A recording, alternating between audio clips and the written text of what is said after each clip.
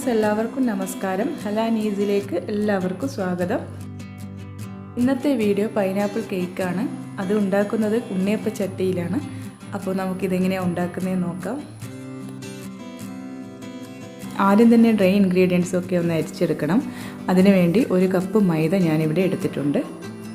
പിന്നെ വേണ്ടത് 1 teaspoon baking പൗഡറും 1/2 ടീസ്പൂൺ ബേക്കിംഗ് സോഡയും 1 ടേബിൾ സ്പൂൺ കോൺഫ്ലോർ ആണ്. അതും കൂടി ഇട്ട് നമുക്കിത് 2 പ്രാവശ്യം അരിച്ചെടുക്കാം. ഇതിപ്പോൾ ഞാൻ 4 മുട്ടൻ്റെ അളവിലാണ് പൊടികളെല്ലാം എടുത്തിട്ടുള്ളത്. ഇങ്ങനെ ഇതിപ്പോൾ 2 പ്രാവശ്യം അരിച്ചെടുത്തിട്ടുണ്ട്. ഇത് നമുക്കൊരു സൈഡിലേക്ക് മാറ്റി വെക്കാം. ഇനി നമുക്ക് വേണ്ടത് പൈനാപ്പിളാണ്. മെയിനായിട്ട് നമുക്ക് ഇതിൽ പൈനാപ്പിളാണ് ചേർക്കാനുള്ളത്. അപ്പോൾ പൈനാപ്പിളിൻ്റെ തൊലിയൊക്കെ കളഞ്ഞ് നമുക്കിത് ചെറിയ ചെറിയ കഷ്ണങ്ങളാക്കി എടുക്കണം. നമുക്ക് ഇതിലേക്ക് ആവശ്യമായിട്ടുള്ളത് 2 കപ്പ് പൈനാപ്പിളാണ്. അതിൽ 1 കപ്പ് പൈനാപ്പിൾ കുറച്ച് വലിയ കഷ്ണങ്ങളാക്കി കട്ട് ചെയ്ത് വെച്ചതാണിത്. പിന്നെ വേണ്ടത് 1 കപ്പ് ചെറിയ പീസായിട്ട് കട്ട് ചെയ്ത് വെച്ച പൈനാപ്പിളാണ്. ഇനി നമുക്ക് ഒരു മിക്സിയുടെ ജാർ എടുത്ത് അതിലേക്ക് ഈ വലിയ പീസായിട്ട് കട്ട് ചെയ്ത് വെച്ച പൈനാപ്പിൾ ഇട്ട് കൊടുക്കാം. ഇതൊരു കപ്പ് പൈനാപ്പിളാണ് ഉള്ളത്. അത് ഇട്ട് കൊടുക്കാം. ഇതൊന്ന് അടിച്ചെടുക്കണം. ഞാനിപ്പോൾ അടിച്ചെടുത്തിട്ടുണ്ട്. ഇനി നമുക്ക് ഇതൊന്ന് ഒരു അരിപ്പയിലിട്ട് അരിച്ചെടുക്കണം. ഒരു കപ്പോളം ഉണ്ട് ഈ ഒരു പൈനാപ്പിളിൻ്റെ ജ്യൂസ്. ഇതിൽ ഞാൻ വെള്ളമൊന്നും ചേർത്തിട്ടില്ല. മിക്സിയുടെ ചെറിയ ജാറിലാണ് ഇത് അടിച്ചെടുത്തിട്ടുള്ളത്. ഇതുപോലെ ഇതുണ്ടാവും. ഒരു കപ്പോളം ഈ ഒരു ജ്യൂസ് ഉണ്ട്. ഇനി നമുക്ക് ഇതൊരു പാനിലേക്ക് ഒഴിച്ചു കൊടുക്കാം. ഇനി ഇതിലേക്ക് 1 ടേബിൾ സ്പൂൺ പഞ്ചസാരയും കൂടി ചേർത്ത് കൊടുക്കണം. ഇത് നന്നായിട്ടൊന്ന് തിളക്കണം. തിളച്ച് കുറുകി വരണം. അതുവരെ നമുക്ക് മിക്സ് ചെയ്തുകൊണ്ടേ ഇരിക്കാം. ഇതിവിടെ റെഡി ആയിട്ടുണ്ട്. ഇത് കുറുകി കറക്റ്റ് വന്നിട്ടുണ്ട്. നമ്മൾ ഒഴിച്ചു കൊടുത്തത് 1 കപ്പ് ജ്യൂസായിരുന്നു. ഇതിപ്പോൾ കുറുകി 1/2 കപ്പ് ആയിട്ടുണ്ട്. നമുക്കിതിനി തണുക്കാൻ വേണ്ടി മാറ്റി വെക്കാം.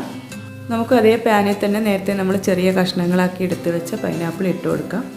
ഇതിലേക്ക് 1 ടേബിൾ സ്പൂൺ പഞ്ചസാരയും കൂടിയും ചേർത്ത് ഇത് നന്നായിട്ടൊന്ന് വേവിച്ചെടുക്കണം. പൈനാപ്പിൾ ഒന്ന് വെന്ത് കിട്ടുന്നത് വരെ ഒന്ന് വഴറ്റിയെടുത്താൽ മതി. ഇനി നമുക്ക് ഇതും ഒരു സൈഡിലേക്ക് മാറ്റി വെക്കാം. ഇനി ചെയ്യാനുള്ളത് നമുക്ക് വലിയൊരു ബൗൾ എടുക്കുക. അതിലേക്ക് 4 മുട്ട പൊട്ടിച്ചൊഴിച്ചു കൊടുക്കണം. ഇതിലേക്ക് തന്നെ 1/2 കപ്പ് പഞ്ചസാരയും കൂടിയും ഇട്ട് കൊടുക്കണം. ഞാൻ പൊടിക്കാത്ത പഞ്ചസാരയാണ് ഇടുന്നത്.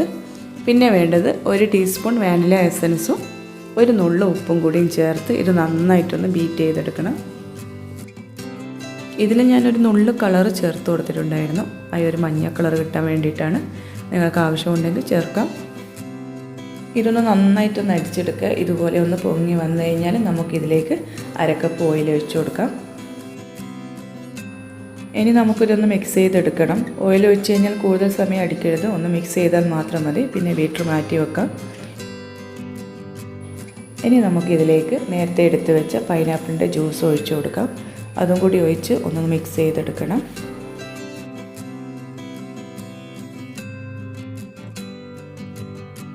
ഇതൊന്ന് മിക്സായി വന്നാൽ നമുക്ക് ചെയ്യാനുള്ളത് നേരത്തെ നമ്മൾ അരിച്ചെടുത്ത മൈദയുടെ മിക്സ് ഇട്ട് കൊടുക്കാം.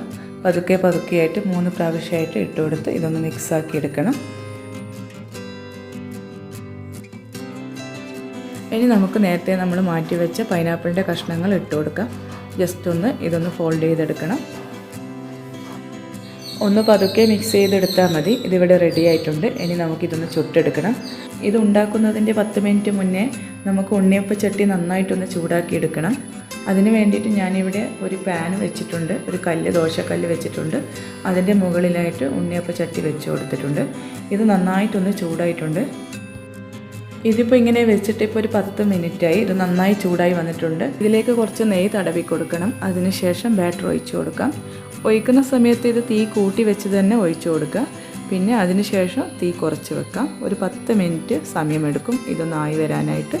10 മിനിറ്റ് കൊണ്ട് ഇതൊന്ന് വെന്ത് വരും.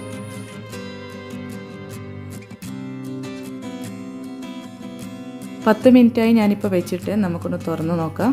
ഇതിപ്പോൾ കറക്റ്റ് വെന്തിട്ടുണ്ട്. നല്ല കപ്പ് കേക്ക് പോലെയുണ്ട് കാണാൻ. അതുപോലെ തന്നെ കറക്റ്റായിട്ട് കിട്ടുകയും ചെയ്യും. ഇതെടുത്തതിന് ശേഷം രണ്ടാമത് ഇതിലേക്ക് ഒഴിച്ചു കൊടുക്കുന്ന സമയത്ത് ശ്രദ്ധിക്കേണ്ട കാര്യം, ഇത് ആദ്യത്തെ പോലെ തന്നെ മൂടി വെച്ച് ഒരു 10 മിനിറ്റ് നന്നായിട്ട് ചൂടാക്കി എടുക്കണം. അതിനുശേഷം മാത്രം ബാറ്റർ ഒഴിച്ചു കൊടുക്കുക. അന്നേരമാണ് ഇത് കറക്റ്റ് ആ കപ്പ് കേക്ക് പോലെ കിട്ടാൻ. ഇല്ലെങ്കിൽ പിന്നെ ഇത് പൊന്തി വരില്ല. പിന്നെ ഞാനിത് കഴിക്കുന്ന സമയത്ത് ഇത് നേരെ പകുതി കട്ട് ചെയ്ത് വിപ്പിംഗ് ക്രീം ഇട്ട് കൊടുത്തിട്ടുണ്ടായിരുന്നു. വിപ്പിംഗ് ക്രീം അടിച്ച് അതിലേക്ക് വെച്ച് കൊടുത്തിട്ടുണ്ടായിരുന്നു. അപ്പോഴാണ് ഇതിൻ്റെ കൂടുതൽ ടേസ്റ്റ്. അങ്ങനെ കഴിക്കാൻ വിപ്പിംഗ് ക്രീം ഉള്ളിലാക്കിയിട്ട് കഴിക്കാൻ നല്ല ടേസ്റ്റ് ഉണ്ടായിരുന്നു. അപ്പോൾ അങ്ങനെ തന്നെ ചെയ്തെടുക്കാൻ നോക്കാം. ഇതെല്ലാവരും ഉണ്ടാക്കി നോക്കണം. ഉണ്ണിയപ്പ ചട്ടി ഉണ്ടെങ്കിൽ എന്തായാലും ഉണ്ടാക്കണം. ഇത് ഞാൻ സാധാരണ ചട്ടി തന്നെയാണ് ഉണ്ടാക്കുന്നത്, നോൺ സ്റ്റിക്ക് ഒന്നുമല്ല. നോൺ സ്റ്റിക്കിലും ഇതുപോലെ തന്നെ ചെയ്തെടുക്കാം. അപ്പോൾ ഇഷ്ടപ്പെട്ടിട്ടുണ്ടെങ്കിൽ ലൈക്ക് ചെയ്യുക, ഷെയർ ചെയ്യുക. ഇതുവരെ സബ്സ്ക്രൈബ് ചെയ്തിട്ടില്ലെങ്കിൽ എന്തായാലും ഒന്ന് സബ്സ്ക്രൈബ് ചെയ്യുക. ഇനി നല്ലൊരു റെസിപ്പിയുമായി അടുത്ത വീഡിയോയിൽ കാണാം.